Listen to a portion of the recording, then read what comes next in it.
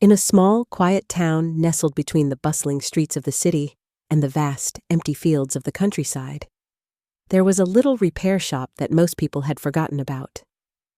Mr. Harlan's shop wasn't flashy. The windows were dusty, and the wooden signs swayed gently in the wind. But it had a history that stretched back to when radios were a prized possession in every home. A time when families gathered around, eagerly waiting to hear the latest news or listen to their favorite songs and stories. Mr. Harlan wasn't much to look at either. He was a thin, gray-haired man with sharp, kind eyes that had seen better days. His hands, though they trembled from age, were still capable of working magic with broken radios, TVs, and old cassette players that most people had discarded long ago. His shop was filled with half-fixed radios, clocks, and antiques.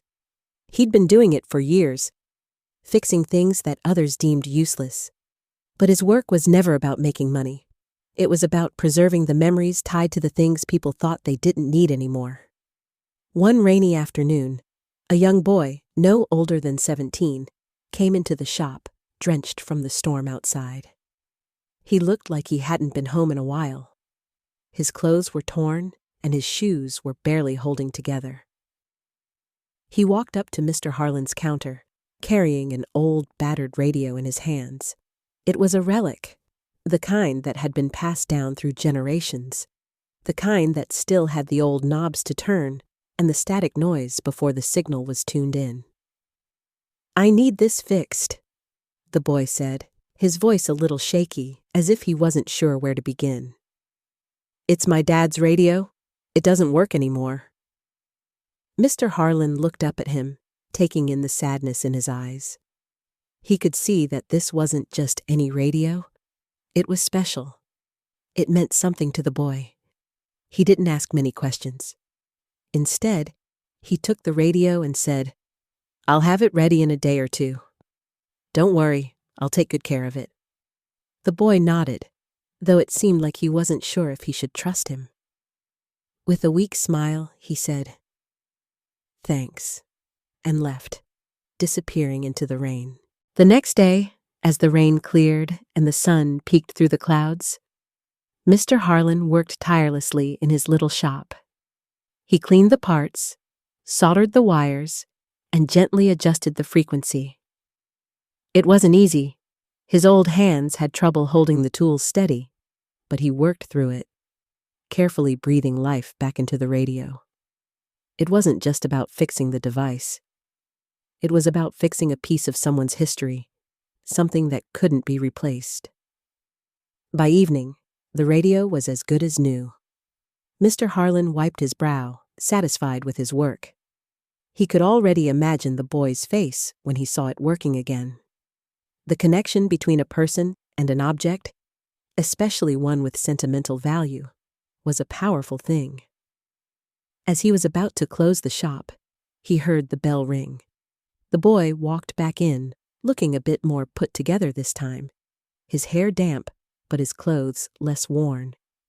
He held out his hands, his eyes brighter than before. "You fixed it?" the boy asked, hope in his voice. Mr. Harlan nodded. "Give it a try."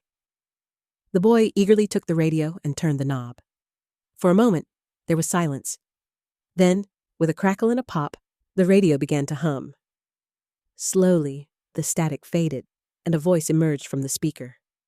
It was clear, crisp, the kind of sound that you could feel deep in your bones. The boy's face lit up, and for the first time in days, his shoulders relaxed. "It works," he whispered, as though he couldn't believe it. Mr. Harlan smiled, watching the boy's joy. It wasn't about the money. It was about restoring something that had been lost. The boy stood there for a long time, just listening to the soft music playing from the radio. Mr. Harlan didn't rush him. The boy needed this moment. A moment of peace, of connection, of something familiar. After what felt like an eternity, the boy finally spoke. "You know, my dad used to play music from this radio when I was little," he said, his voice cracking slightly. He died a few years ago. I've been trying to fix this thing ever since, but I didn't know where to start. I didn't know if it would ever work again. But you gave me something more than just a radio. You gave me a piece of him back." Mr. Harlan didn't know what to say. He had always known that the things he fixed weren't just things. They were memories. They were emotions. They were pieces of people's lives, long after they were gone.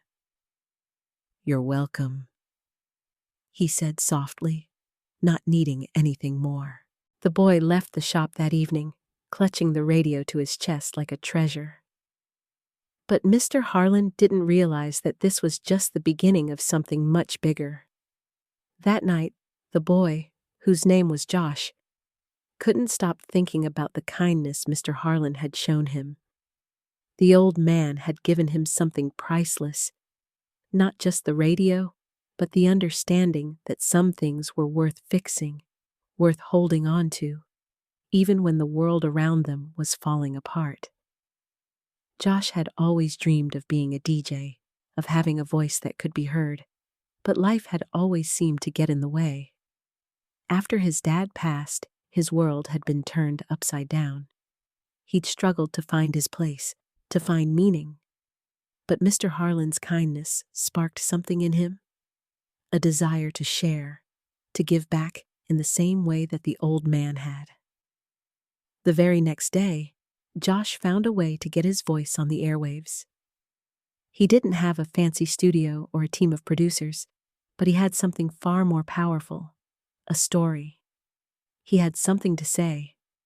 And so, he recorded a message, a tribute to Mr. Harlan, to his dad, and to the people who still believed in the power of small acts of kindness. Josh worked tirelessly over the next few days, editing and recording, until finally he made his debut. He didn't know it at the time, but that broadcast would change everything. The next day, Josh's voice was on every station in town. People were hearing it, talking about it, feeling it. His words about Mr. Harlan and the repair of the old radio resonated deeply with people who had been struggling, who had forgotten what it meant to give back, to care for one another.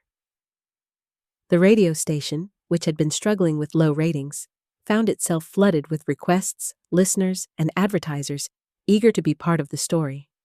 Josh, the boy with the broken radio, had just put his voice on the map, and in doing so, had awakened something in the heart of the community.